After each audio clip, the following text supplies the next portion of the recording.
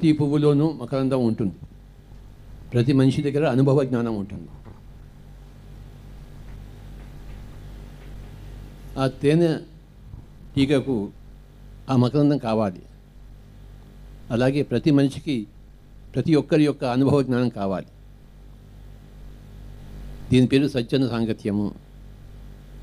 త్రిజగతి సజ్జన సంగతి రేఖ భవతి భవార్ణవతరణే నౌక అన్నారు ఆదిశంకరాచార్య వారు. మూడు లోకాల్లో కూడాను, త్రిజగతి అంటే మూడు లోకాల్లో కూడాను సజ్జన సంగతి రేఖ, సజ్జనులతో సాంగత్యం ఒకటే. భవతి భవార్ణవతరణే నౌక, ఈ భవసాగరం దుఃఖసాగరం నుంచి తరిపయ్యేసిన నౌక. త్రిజగతి సజ్జన సంగతి రేఖ భవతి భవార్ణవతరణే నౌక. ప్రతి వ్యక్తి దగ్గర నుంచి నేర్చుకోవాలి. ప్రతి వ్యక్తి పుట్టాడు, పెరిగాడు, అనుభవం వచ్చింది, అనుభవం నుంచి జ్ఞానం వచ్చింది. ఆ విధంగా మనం పుట్టలేదు, ఆ విధంగా మనం పెరగలేదు, కానీ ఆ విధంగా జ్ఞానం రావంటే వాళ్ళ దగ్గర నుంచి ఆ జ్ఞానం వినాలి మనం. మీరు నాలా పుట్టలేదు, నేను మీలా పుట్టలేదు. మీరు నాలా పెరగలేదు, నేను మీలా పెరగలేదు. నేను ఈ విధంగా పుట్టి ఈ విధంగా పెరిగినంత వల్ల నా దగ్గర ఒక జ్ఞానం ఉంది. మీరు ఆ విధంగా పుట్టి ఆ విధంగా పెరగడం వల్ల మీ దగ్గర ఒక జ్ఞానం ఉంది. నా జ్ఞానం మీకు కావాలి, మీ జ్ఞానం నాకు కావాలి. దీని పేరు సజ్జన సాంగత్యము. ప్రతి ఒక్క పువ్వు నుంచి ప్రతి ఒక్క తేనెటీగా మకరందాన్ని స్వీకరించాలి. ఒక తేనె తట్టు కావాలి. అందరి దగ్గర నుంచి నేర్చుకోవడానికి ఎంతో వినమ్రత కావాలి. అహంకారంతో కూర్చుంటే ఎవడు మీకేమని చెప్పడు. తద్విద్ది ప్రణిపాతేన పరిప్రశ్నేన సేవయ ఉపదేక్షంతి తే జ్ఞానం జ్ఞానిన తత్వదర్శిన భగవద్గీతలో. తద్విద్ది, తత్ అంటే ఆ అనుభవ జ్ఞానాన్ని తెలుసుకో. ప్రణిపాతేన సాష్టాంగ నమస్కారం చేసి, పరిప్రశ్న సరియైన ప్రశ్నలు వేసి, సేవ చేసి, అప్పుడు ఉపదేశంతి తే జ్ఞానం, నీకు జ్ఞానాన్ని ఉపదేశిస్తారు. ఎవరు? జ్ఞానిన, జ్ఞానులు, తత్వదర్శనులు. జ్ఞానం ఎక్కడి నుంచి వస్తుందంటే అనుభవం నుంచి వస్తుంది. అనుభవమే జ్ఞానము. తెలుసుకోవాలి అందరి దగ్గర నుంచి జ్ఞానం. సాష్టాంగ నమస్కారం చెప్పేసి, అష్ట అంగ నమస్కారం. అష్ట అంగాలు ఉన్నాయి. 2 కాళ్ళు, 2 చేతులు, ఒక మొండెం, ఒక తల, మనసు, బుద్ధి, ఇవన్నీ కలిపి 8. 2 కాళ్ళు, 2 చేతులు 4, ఒక మొండెం 5, తల 6, మనసు, బుద్ధి 7, 8. ఇది సాష్టాంగ నమస్కారం అంటాం. మన మనస్సుతో మన బుద్ధితో నమస్కారం చేయాలి, ఒక శరీరంతో కాదు. దీని పేరు అష్ట అంగ నమస్కారం, సాష్టాంగ నమస్కారము. తద్విద్ది ప్రణిపాతేన పరిప్రశ్నేన సేవయా ఉపదేక్షంతి తే జ్ఞానం జ్ఞానిన తత్వదర్శిన. ఆ జ్ఞానాన్ని సంపాదించుకో, ఆ తేనెని సంపాదించుకో. ప్రణిపాతేన సాష్టాంగ నమస్కారం చేసి, తనువును, మనస్సును, బుద్ధిని సమర్పించి, సరైన ప్రశ్న, స్వామీజీ మీ అనుభవం మాకు చెప్తారా? ఇంత జీవించారు, మీకు ఎంతో జ్ఞానం ఉండి ఉంటుంది, ఆ అందం మాకు ప్రసాదించాలి అని చెప్పేసి ఆ ప్రశ్న వేయాలి. తర్వాత సేవ చేయాలి. ఉపదేక్షంతి తే జ్ఞానం, నీకు వారు ఉన్న జ్ఞానాన్ని నీకు ఉపదేశిస్తారు. ధర్మరాజు వెళ్ళి భీష్ముని అడిగాడు అంపశయ మీద, తాత నాకు చెప్పు అని చెప్పేసి. అప్పుడు చెప్పాడు ఆయన. అడగకపోతే చెప్తాడేంటి? కృష్ణుడు చెప్పాడు ధర్మరాజుని, నువ్వు పోయి అడుక్కోవయ్యా అని చెప్పేసి. ఆయన పైకి పోయేట్టున్నాడు, ఇప్పుడే అడుక్కో అని చెప్పేసి. ఉపదేక్షంతి తే జ్ఞానం, నీ జ్ఞానాన్ని ఉపదేశిస్తారు. ఎవరు? జ్ఞానిన, జ్ఞానులు, తత్వదర్శనులు. ఈ 7 రోజుల కార్యక్రమం ఎందుకు పెట్టుకున్నామంటే మనం అందరి దగ్గర అన్నీ వినడం కోసమే. మనం అందరం ఇక్కడ ఒక దగ్గర చేరాం. పెద్దవాళ్ళని, అనుభవజ్ఞానాన్ని పిలిచి వాళ్ళ చేత మనం చెప్పించుకుంటాం. అయ్యా మీ జీవిత సారం ఏమిటి? మీరు పుట్టి పెరిగి ఏం తెలుసుకున్నారు? అది మాకు విడమర్చి చెప్పండి. మేము సరైన పాత్రలము, మేము రిసీవ్ చేసుకుంటాము, దాన్ని ఉపయోగించుకుంటాము. మీ దగ్గర తీసుకుని 10 మందికి పంచిపెడతాము. దీని పేరు సజ్జన సాంగత్యము. త్రిజగతి సజ్జన సంగతి రేఖ భవతి భవార్ణవ తరణే నౌక. 3 లోకాల్లో కూడాను, 3 లోకాలు అంటే ఏ 3 లోకాలు? మూలాధార లోకము, స్వాధిష్టాన లోకము, మణిపూరక లోకం. ఇవి అథో లోకాలు. ఈ లోకాల వాళ్ళకి సజ్జన సంగతి కావాలి. త్రిజగతి సజ్జన సంగతి రేఖ, ఏక అంటే అదొకటి మాత్రమే. సజ్జన సంగతి ద్వారానే మనకి ధ్యానం గురించి తెలుస్తుంది, స్వాధ్యాయం గురించి తెలుస్తుంది. భవతి భవార్ణవ తరణే నౌక. ప్రతి మనిషికి దుఃఖ సాగరం ఉంది. ఆ దుఃఖ సాగరం నుంచి తరింపజేసే నౌక ఏదంటే సజ్జన సాంగత్యం ఒకటే. ఈరోజు ప్రతిరోజు ఆఖరి శ్వాస పీల్చుకునే వరకు మనం నేర్చుకుంటూనే ఉంటాము, వింటూనే ఉంటాము, తెలుసుకుంటూనే ఉంటాము. ఇది మన దైనందిక చర్య. ప్రతిరోజు ధ్యానం చేస్తాము, ప్రతిరోజు స్వాధ్యాయం చేస్తాము, పుస్తకాలు చదువుతాము, ఉపనిషత్తులు చదువుతాము, బ్రహ్మసూత్రాలు చదువుతాము, భారతం చదువుతాము, భాగవతం చదువుతాము, బైబిల్ చదువుతాము, ఖురాన్ చదువుతాము. ఎక్కడ లేదు జ్ఞానం. ఎవరు హిందువు కాదు, ముస్లిం కాదు, క్రిస్టియన్ కాదు, అందరి దగ్గర నుంచి నేర్చుకునే వాళ్ళే ఉన్నారు అంతే. మనమంతా నేర్చుకునేవాళ్ళం. మనమంతా హిందువులం కాదు, క్రిస్టియన్లం కాదు, నేర్చుకునేవాళ్ళం మనం. ప్రతి మనిషి నేర్చుకునేవాడే. ఎలా నేర్చుకుంటాడంటే తనలోంచి తాను నేర్చుకుంటాడు, గ్రంథాలలోంచి నేర్చుకుంటాడు, పక్క వాళ్ళ దగ్గర నుంచి నేర్చుకుంటాడు. తనలోంచి నేర్చుకుంటే ధ్యానము, గ్రంథాల నుంచి నేర్చుకుంటే స్వాధ్యాయము, పక్క వాళ్ళ దగ్గర నుంచి నేర్చుకుంటే సజ్జన సాంగత్యము. భగవద్గీతలో శ్రీకృష్ణుడు వేదాల్లో నేను సామవేదాన్ని అని చెప్తాడు. మునులలో నేను నారదముని, పాండవుల్లో నేను మధ్యముణ్ణి, ఋషులలో భృగు మహర్షిని, ఋతువుల్లో వసంత ఋతుని. ఇలాగ ఎన్నో సామ్యాలు చెప్తాడు ఆయన భగవద్గీతలో. అలాగే అన్ని విద్యలలో నేను ఆధ్యాత్మిక విద్యను అని చెప్తాడు. విద్య లేని మనిషి వింత పశువు. అంటే ఏ విద్య లేని మనిషి? ఆధ్యాత్మిక విద్య లేని మనిషి వింత పశువు. ఎవరికైతే ఆధ్యాత్మిక విద్య ఉంటుందో వాళ్ళు పశువు కాదు, పశుపతి. ఆధ్యాత్మిక విద్య లేనివాడే పశువు. ఆధ్యాత్మిక విద్య ఉన్నవాడు పశువు కాదు, పశుపతి. ఒకానొక పశువుని ఒకానొక పశుపతిగా చేసే విద్య పేరే ఆధ్యాత్మిక విద్య. ఈరోజు ఈ ఆధ్యాత్మిక విద్య గురించి కొద్దిగా చెప్తాను. 5 వేళ్లలో చెప్తాను. నా చేతికి 5 వేళ్ళు, మీ చేతికి ఎన్ని ఉన్నాయో నాకు చూడాలి, నాకు చూపించాలి స్వామీజీ. 1 2 3 4 5 కరెక్ట్. చెప్పండి. 1 2 3 4 5 చెప్పండి చూద్దాం. కరెక్ట్గా పట్టేసుకున్నారే మీరందరూ. చెప్పండి. 1 2 3 4 5. ఈ 5 ఆధ్యాత్మిక విద్య అంతా ఉంది. నేనేం చెప్తాను మీరు కూడా గట్టిగా చెప్పండి, సిగ్గు లేకుండా చెప్పండి, పర్వాలేదు. ఏం లేదు, ఇక్కడ ఎవరు చూడరు, ఒక కెమెరా మట్టుగా చూస్తుంది, ఇంకేం చూడటం లేదు. దేహము, మనస్సు, బుద్ధి, ఆత్మ, సర్వాత్మ. Body, mind, intellect, soul, all that is. పృథ్వీతత్వము, ఆపోతత్వము, అగ్నితత్వము, వాయుతత్వము, ఆకాశతత్వము. తమోగుణము, రజోగుణము, సాత్వికము, శుద్ధ సాత్వికము, నిర్గుణము. కుంభకర్ణుడు, రావణుడు, విభీషణుడు, హనుమంతుడు, శ్రీరాముడు. భుక్తి, రక్తి, యుక్తి, శక్తి, ముక్తి. ఇంకోసారి అన్నీ చెప్పుకుందాం, జాగ్రత్తగా వినండి. దేహము, మనస్సు, బుద్ధి, ఆత్మ, సర్వాత్మ. Body, mind, intellect, soul, all that is. తమోగుణము, రజోగుణము, సాత్వికము, శుద్ధ సాత్వికము, నిర్గుణము. తమోగుణము చెప్పామా?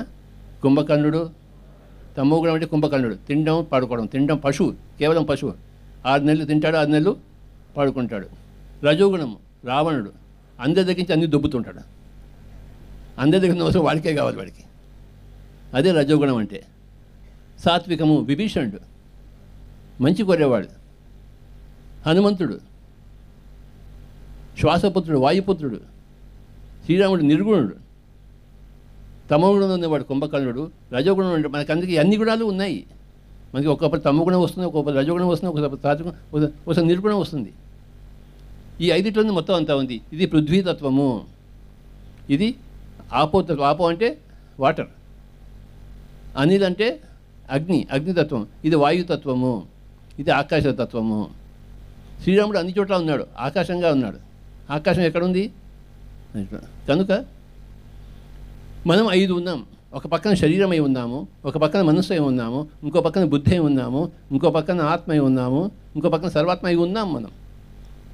ఇక్కడ అహం బ్రహ్మాస్మి, నేనే దేవుణ్ణి, నేనే సకల సృష్టి కారకుణ్ణి, సృష్టి స్థితి లయ కారకుణ్ణి నేనే. కానీ ఇక్కడ చేరితేనే, ఇక్కడైతే నేను శరీరము, నేను ఒక ఆడ, నేను ఒక మగ, నాకు 20 ఏళ్ళు, నాకు 30 ఏళ్ళు, నేను ముసలివాడిని అయిపోయాను, చచ్చిపోతున్నాను, పుట్టాను, ఈ విషయాలన్నీ ఈ దేహంలో ఉంటాయి.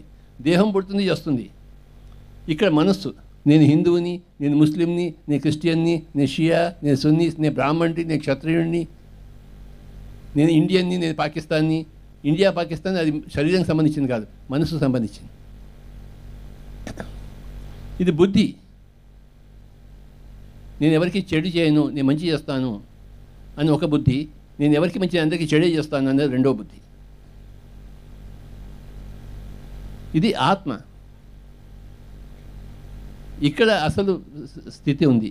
నువ్వెవరో తెలుసుకోవాలని చెప్తావు. ఏ వేలు చూపిస్తాం? అరే జాగ్రత్తగా ఉండని ఏ వేలు చూపిస్తాం? ఈ వేలు చూపిస్తావా? ఒరే జాగ్రత్తగా ఉండరా, ఏదైనా వేలు చూపించవచ్చు, కానీ ఏ వేలు చూపిస్తామని చెప్పండి?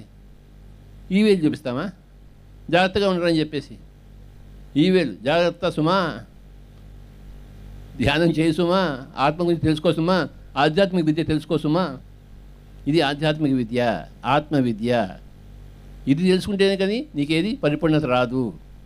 ఎన్నో సున్నాలు ఉన్నాయి, దానికి సున్నాల ముందు ఒకటి ఉంటే కదా దానికి వాల్యూ వచ్చేది. 10 సున్నాలు ఉన్నాయి, ఒకటి పెడితేనే వాల్యూ వస్తుంది. ఆ ఒకటి పేరే ఆధ్యాత్మిక విద్య. ఇది ఈ విద్య. ఇక్కడ వాయుపుత్రుడు కావాలి, పవనపుత్రుడు కావాలి, ధ్యానం చేయాలి. ధ్యానం చేస్తే నీ భగవతత్వం తెలుస్తుంది. ధ్యానం చేయకపోతే నీ భగవతత్వం తెలుస్తుంది ఏంటి? ఈ వేలు శరీరం, ఈ వేలు మనస్సు, ఈ వేలు బుద్ధి, ఈ వేలు ఆత్మ, ఈ వేలు సర్వాత్మ. చిన్నప్పుడు మనం స్కూల్కి వెళ్ళినప్పుడు టీచర్ ఈ వేలు పెడతాం. అంటే ఏమంటుంది టీచరు? పోరా విధవా అంటుంది. ఈ వేలు చెప్పాను అనుకోండి, ఏంటి నీ ప్రశ్న అని అడుగుతుంది. ఈ వేలు చెప్తే ప్రశ్న ఏంటి అని అడగదు, ఆవిడకి అర్థమైపోయింది. టీచర్కి ఏం చెప్తుంది? తొందరగా పోయి రా అంటుంది. ఎందుకంటే ఈ వేలు శరీరానికి సంబంధించింది. ఇక్కడ విజయం ఉంది. ఇక్కడ చేరితే కానీ విజయం లేదు. శ్రీరాముడిలా కావాలి మనం, నిర్గుణుడిలా కావాలి, ఆకాశతత్వాన్ని సంపాదించుకోవాలి, సర్వాత్మగా వెలగాలి మనం. మన ప్రయాణం ఇక్కడి నుంచి ఇక్కడ వరకు, శరీరతత్వం నుంచి సర్వాత్మతత్వం వరకు, తమోగుణం నుంచి నిర్గుణం వరకు, కుంభకర్ణుడి నుంచి శ్రీరాముడి వరకు మన ప్రయాణము. ఈ ప్రయాణం పేరే ఇక్కడ చూడండి. ఈ 2 వేళ్ళలో ఏది పెద్ద చెప్పండి? చిటికిన వేళ, ఉంగరం వేళ. అంటే మనసు యొక్క ఆధిక్యత శరీరం మీద ఉంది. మనసు చెప్పినట్టు శరీరం వింటుంది. మీ మనసు చెప్పింది ప్రకృతి వ్యాధి వెళ్దాం, మీ శరీరం ఇక్కడికి వచ్చేసి. మీ మనసు చెప్పకపోతే మీరు వచ్చి ఉండేవారా? చాలామందికి మనసు చెప్తుంది, అంత దూరం ఏం పోతామని చెప్పేసి. అప్పుడు శరీరం అక్కడే పడుకుంటుంది ఇంట్లో. మైండ్ ఓవర్ మ్యాటర్ చెప్తుంది ఈ 2 వేళ్ళు. ఈ 2 వేళ్ళలో ఏది పెద్దది చెప్పండి? ఈ 2 వేళ్ళలో, మధ్య 2 వేళ్ళలో బుద్ధి పెద్దది. ఎంత పెద్దది? చాలా పెద్దదా, కొంచెం పెద్దదా? చాలా కొంచెమే పొడుగు ఎక్కువ దానికన్నా. మనసు బుద్ధికి చెప్తుంటే బుద్ధి చెప్తుంటుంది, మనసు వినొచ్చు, వినకపోవచ్చు. మనసు చెప్పింది శరీరం వింటుంది. చాలా తేడా ఉంది ఇక్కడ. ఇప్పుడు చెప్పండి, ఆత్మ అనేది మనసు బుద్ధి కన్నా తక్కువ ఉందా, ఎక్కువ ఉందా? తక్కువగా ఉంది. ఈ ఆత్మ అనేది మనసుకి బుద్ధికి ఆ చెరలో ఇరుక్కుపోయింది. మనసు చెప్పిన మాట వింటుంది, ఒకప్పుడు బుద్ధి చెప్పిన మాట వింటుంది, ఒకప్పుడు మనసు చెప్పినాడు. ఎందుకంటే ఈ వేలు ఈ 2 వేళ్ళ కన్నా తక్కువగా ఉంది. ఈ వేలు ఈ విధంగా ఉండడానికి అర్థం ఉంటుందా ఉంటుందా చెప్పండి? ఎవడైనా తయారు చేసినట్టు దానికి అర్థం ఉంటుంది. ఈ కుర్చీ ఎవడో తయారు చేశాడు, దానికి అర్థం ఉంటుందా ఉండదా? ఈ చెయ్యి ఎవడో తయారు చేశాడు, అర్థం ఉంటుందా ఉండదా? ఈ సృష్టికర్తకి చెప్పలు కొడదాం మనం. ఆత్మ అనేది మనసుకి బుద్ధికి లోబడి ఉంది కనుక ఈ వేలు పెద్దగా పెట్టచ్చు కదా. వాడు ఎందుకు పెట్టలేదు?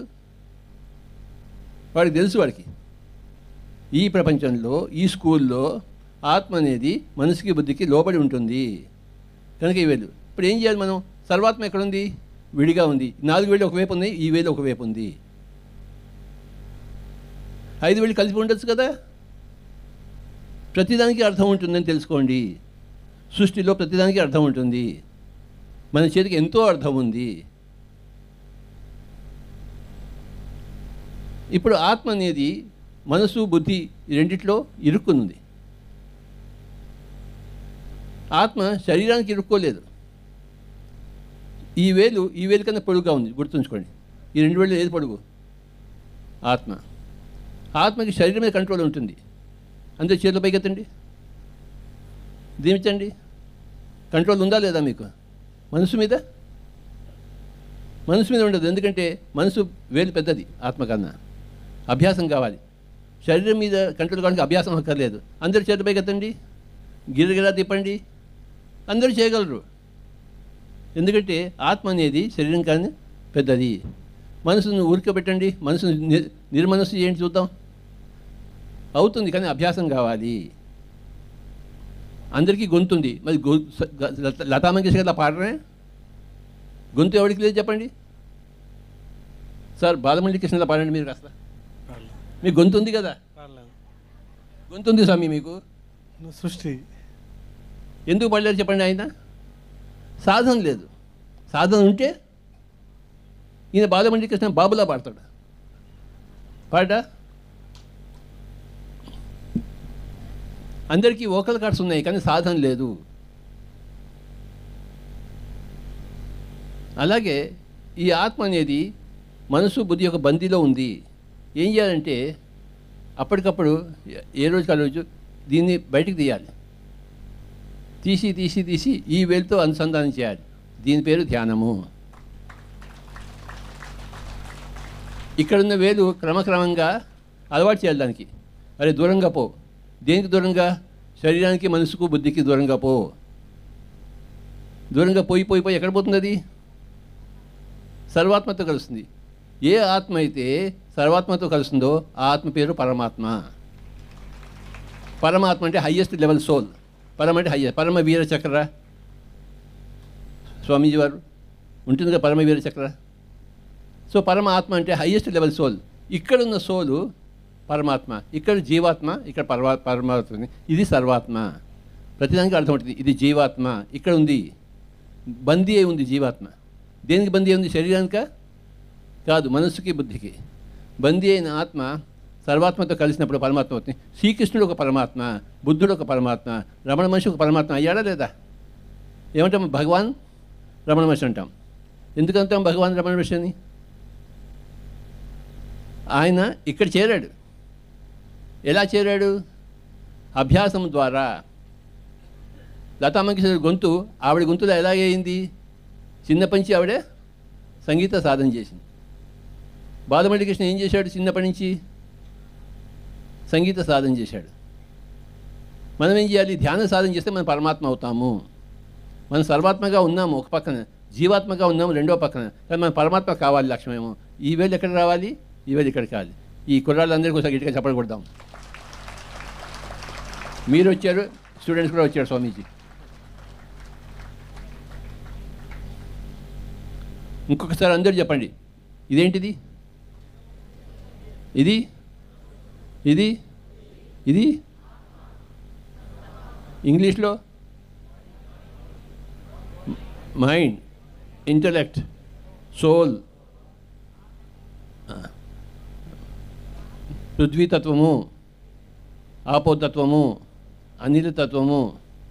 మైండ్ అనేది వాటర్ తత్వము, బుద్ధి అనేది అగ్నితత్వము, ధ్యానం అనేది వాయుతత్వం, సర్వాత్మ అనేది ఆకాశతత్వం. అవునా కదా? మనం ఇక్కడికి చేరాలి. ఇప్పుడు ఏమిటంటే ఈ 5 వేళ్ళు ఉన్నాయి, లోయలు ఎన్ని ఉన్నాయి చెప్పండి? అది కరెక్ట్. 5 వేళ్ళు ఉన్నాయి, లోయలన్నీ ఈ రెండింటి మధ్య ఒక లోయ, ఈ రెండింటి మధ్య ఒక లోయ, ఈ రెండింటి మధ్య ఒక లోయ, ఇక్కడ ఒక లోయ. ఇప్పుడు నేను లోయల గురించి చెప్తాను. ఎన్ని ఫింగర్స్ ఉన్నాయి? ఎన్ని కొండలు ఉన్నాయి? 5 కొండలు. ఎన్ని లోయలు ఉన్నాయి? అది సంగతి. ఒక్కొక్క లోయ ఒక్కొక్క యోగము. మనం ఇక్కడ ఉన్నాము, ఈ కొండ మీద ఉన్నాము, ఈ కొండ దిగాలి. నేను శరీరం అనే కొండ దిగాలి. ఈ కొండ దిగి ఈ కొండ ఎక్కాలి. అంటే శరీరం మర్చిపోయి మనసులో ఉండాలి. మీరు ఫస్ట్ ధ్యానం చేసినప్పుడు కదలకుండా కూర్చుంటారు. మనసు ఏం చేస్తుంది? గందరగోళం సృష్టిస్తుంది, హాలాహలాన్ని సృష్టిస్తుంది. క్షీరసాగర మతంలో ఫస్ట్ ఏమొస్తుంది? ఫస్ట్ అమృతం వస్తుంది ఏంటి? ఎవరికి రాదు. కనుక ఇక్కడి నుంచి శరీరంలోంచి దిగి మనసులోకి ఎక్కాలి. నేను శరీరాన్ని మర్చిపోతే మనసు ఎంత గందరగోళంగా ఉన్నా మీరు ధ్యాన యోగంలో పర్ఫెక్ట్ అయ్యారు అని అర్థం. ధ్యాన యోగం అంటే వెంటనే మనసు శూన్యం కావాలని ఎక్కడా లేదు. శరీరం కుదురుగా కూర్చోవాలి. 3 గంటల సేపు శరీరంగా కదలకుండా కూర్చోవాలి. 3 గంటలు కళ్ళు విప్పకుండా కూర్చోవాలి. కళ్ళు విప్పితే ఏముంది చెప్పండి? ఇగో ప్రపంచం ఉంది. కళ్ళు మూసుకునే ప్రపంచం ఉందా? లేదు. కళ్ళు మూసుకుని కూర్చోవాలి 3 గంటలు. పక్కన ప్రపంచం ఉంది, ప్రపంచం చూడకూడదు. పక్కన మొగుడు ఉంటాడు, మొగుడిని చూడకూడదు ఆడవాళ్ళు. పక్కన పెళ్ళాం ఉంటుంది, పెళ్ళాన్ని చూడకూడదు. అందమైన పెళ్ళాం ఉంది కానీ చూడకూడదు. దాని పేరు ధ్యానం. కళ్ళు మూసుకోవడం. ఈ వేలు నుంచి ఈ కొండ దిగి ఒక లోయలో వెళ్ళి మళ్ళీ అక్కడి నుంచి ఇంకో కొండ ఎక్కాలి. మనసు అనే కొండ ఎక్కాలి. దీని పేరే ధ్యాన యోగం. శరీరాన్ని మర్చిపోవడం. శరీరాన్ని దిగాలి. నేను ఆడ, నేను మగ, నాకు 30 ఏళ్ళు, నాకు 50 ఏళ్ళు, నేను కుర్రాడిని, నేను ముసదాడిని, ఇవన్నీ మర్చిపోవాలి. ఇవే ఉంటాయి మనలో. కదలకుండా కూర్చోవాలి. కళ్ళు 2 మూసుకోవాలి. నేను కళ్ళు మూసుకున్నాను. మీరు ఎవరన్నా ఉన్నారా ఇక్కడ? అయ్యా ఎవరన్నా ఉన్నారా ఇక్కడ? కళ్ళు తెరిస్తే అందరూ ఉన్నారు, కళ్ళు మూసుకుంటే ఎవరు లేరు. కళ్ళు మూసుకుని కూర్చోవాలి. ఇక్కడ శ్వాస మీద ధ్యాస పెట్టాలి. మొగుడి మీద ధ్యాస, పెళ్ళ మీద ధ్యాస, డబ్బు మీద ధ్యాస కాదు, శ్వాస మీద ధ్యాస పెడితే ఏమవుతుందంటే శరీరాన్ని మర్చిపోతాం. శరీరాన్ని మర్చిపోవడం గొప్ప యోగము, ధ్యాన యోగము. తర్వాత ఏమవుతుందంటే ఈ కొండ దిగి ఈ కొండ ఎక్కాలి. మనసు అనే కొండ దిగి బుద్ధి అనే కొండ ఎక్కాలి. మనసు ఏం చెప్తుంది? నాకు ఇడ్లీ ఇష్టము, వడ ఇష్టము, ఉగ్గాని బజ్జీ ఇష్టం. ఇవాళ ఉగ్గాని బజ్జీ పెట్టినట్టున్నారు అందరికీ. నీ ఇష్టం, నీ ప్రయత్నం వదిలిపెట్టి నీ శ్రేయస్సును కోరుకోవాలి. బుద్ధి అనేది శ్రేయస్సును చూపిస్తుంది, మనసు ప్రేయస్సును చూపిస్తుంది. ఇది ప్రేయస్సు, ఇది శ్రేయస్సు. నీ ప్రియమైన దాన్ని వదిలిపెట్టేసి నీ శ్రేయస్సు అయిన దాన్ని ఎక్కాలి. బుద్ధి శ్రేయస్సు, మనసు ప్రేయస్సు. ఈ కొండ దిగి ఈ కొండ ఎక్కడమే బుద్ధి యోగము, ధర్మయోగము. ఇది ధ్యాన యోగము. ఈ లోయ ధ్యాన యోగము, ఈ లోయ బుద్ధి యోగము, ధర్మయోగము. ఉదాహరణకు దుర్యోధనుడు ఏమన్నాడంటే జానామి ధర్మ నచమే ప్రవృత్తి, జానామి అధర్మ నచమే నివృత్తి అన్నాడు. అంటే నాకు ధర్మం ఏంటో తెలుసుకొని చేయాలని లేదు, అధర్మం ఏంటో తెలుసు అదే చేయాలని ఉంది. ధర్మరాజు ఏమన్నాడు? నాకు ధర్మమే చేయాలని ఉంది అన్నాడు. కనుక నాకు ఇష్టమైనది నేను చేస్తాను అన్నాడు దుర్యోధనుడు. నేను ధర్మమే చేస్తాను అన్నాడు ధర్మరాజు. కనుక ఈ మనసును వదిలిపెట్టేసి బుద్ధిని చేరుకోవడమే బుద్ధి యోగము, ధర్మయోగము. నేను మాంసం తింటానంటే బుద్ధి ఉందా వాడికి? నాకు కోడి ఇష్టం అండి, రొయ్య ఇష్టం అండి అంటే తిను చావు. నేను తిననండి అంటే వాడు ఇక్కడికి వచ్చినట్టు. రొయ్య తింటే మాంసం తినడానికి మంచిదా చెడా చెప్పండి సార్? చెడు. కానీ వాడు అదే తింటున్నాడు. మరి ఎందుకు తింటున్నాడు వాడు? వాడికి ఇష్టం లేదు. వాడికి అది మంచి అని తెలిసినా అది చేయడానికి ఇష్టం లేదు వాడికి. వీడెందుకు శాకాహారిగా ఉన్నాడు? మంచి అని తెలుసుకుని అందులోనే ఉన్నాడు వాడు. ఇది ధర్మము. మనసు ప్రేయస్సు ఎక్కువ అధర్మాన్ని కోరుకుంటుంది, బుద్ధి ఎప్పుడు ధర్మాన్ని ఆశ్రయించి ఉంటుంది. ఇప్పుడు చెప్పండి, శరీరము, మనసు, బుద్ధి. శరీరాన్ని వదిలిపెట్టేసి మనసు దగ్గర పోవడము ధ్యానయోగము, మనసును వదిలిపెట్టేసి బుద్ధి దగ్గర పోవడము ధర్మయోగము, బుద్ధియోగము. ఈ బుద్ధిని వదిలిపెట్టేసి ఆత్మ దగ్గరికి వెళ్ళాలి. ఇది ఆత్మయోగము. బుద్ధి అనేది మనసుకి ఆత్మకి మధ్య ఉంది. ఇటువైపు ఊగుతుంది, ఇటువైపు ఊగుతుంది. ఇటువైపు ఊగితే ప్రాపంచిక బుద్ధి, ఇటువైపు ఊగితే ఆధ్యాత్మిక బుద్ధి. ఇక్కడ అంతా ఆధ్యాత్మిక బుద్ధి ఉన్నవారు కనుక అందరూ ఇక్కడికి వచ్చారు. లేకపోతే వస్తారేంటి ఇక్కడికి? మంచి బార్లో పోయి కూర్చుంటారు ఫుల్ పెగ్గు తాగుతూ. నేను ఒకప్పుడు బాగా తాగేవాడిని, ధ్యానానికి రాకముందు. గుడ్డు కూడా తిన్నాడు, కానీ ఎవరు చెప్పద్దుండోయి.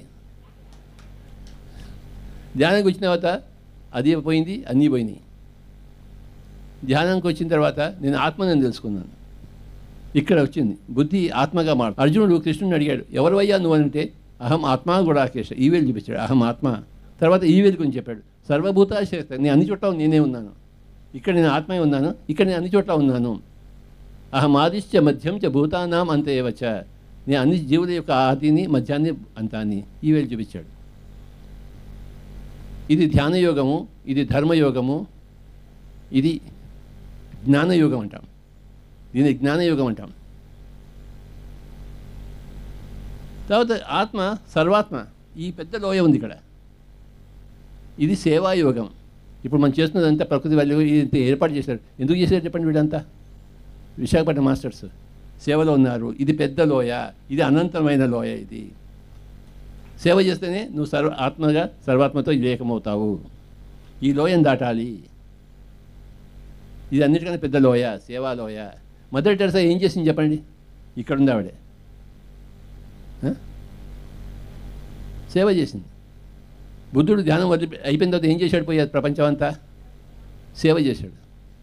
మనమందరం ఏం చేస్తున్నాం ఇక్కడ పిరమిడ్ స్పిరిచువల్ సొసైటీ మూమెంట్లో? సేవ చేస్తున్నాము. ఏ సేవ చేస్తున్నాము? ధ్యానయోగం నేర్పిస్తున్నాము, ధర్మయోగం నేర్పిస్తున్నాము, జ్ఞానయోగం నేర్పిస్తున్నాము.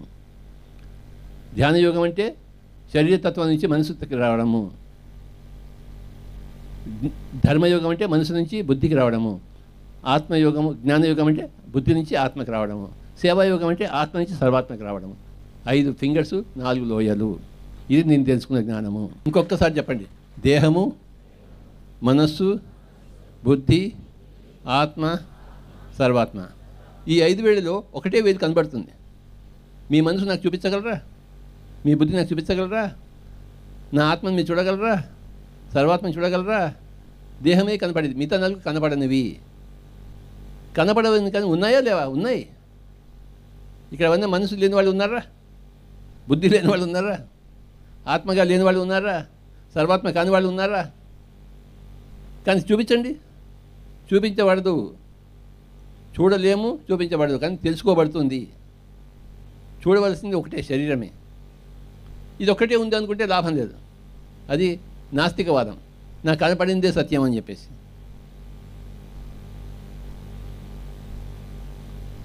ఇది కుంభకర్ణుడు. ఇక్కడి నుంచి శ్రీరాముడి దగ్గర రావాలి. రామమందిరం కడతాం అవుతామా? రాముడిలా వశిష్ఠ దగ్గర నుంచి నేర్చుకుంటే అవుతాం. మందిరం కడితే అవుతామేంటి? మసీద్ కడితే మహమ్మద్లా అవుతామా?